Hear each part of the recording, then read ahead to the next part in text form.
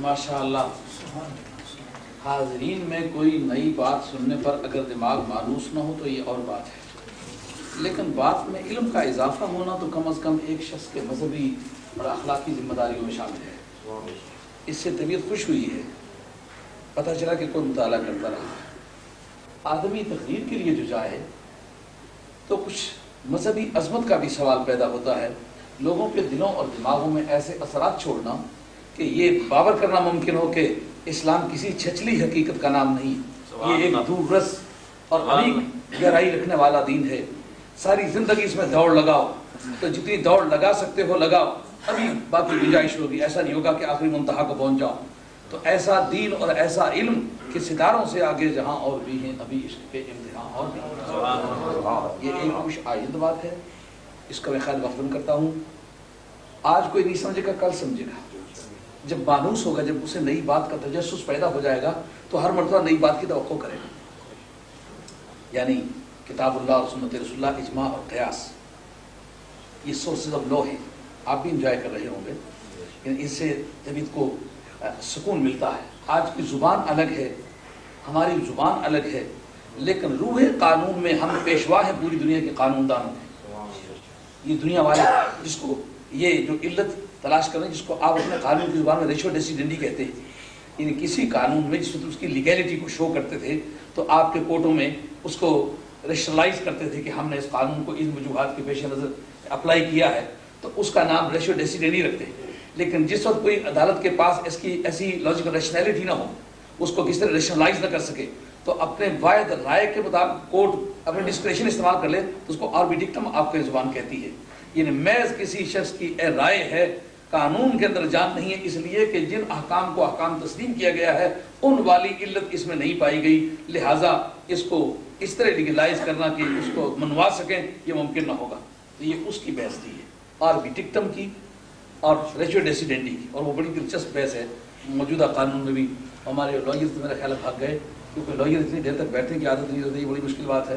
ہمارا تو یہ دھندا ایسا ہے کہ آدمی ساری زندگی کا خون کاڑے تو پھر بات بنتی ہے.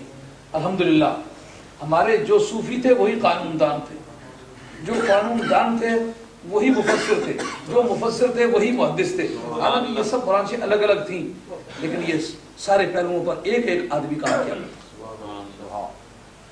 تو وقت تنگ ہے، اس پر میں کچھ عرض کرنے کو میرا دل پھڑکتا ہے، لیکن میں سمجھتا ہوں کہ بات کو چھیڑنا تو خامخواہ ایک ایسے ساز کو چھیڑنا ہوگا کہ جس کی کوئی لے بھی پایا تکمیل تک نہ پہنچ سکے.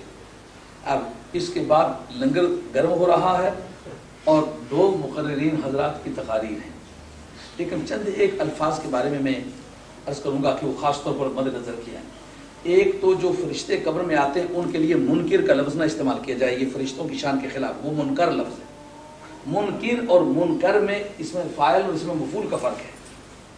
وہ اجنبی لگیں گے تو اجنبی کے لیے لفظ منکر ہے، انوکھے جو پہلے دیکھے سنے نہیں گئے اجنبی ہوں گے. تو منکر نہیں ہے فرشتے ہوں اور منکر ہوں.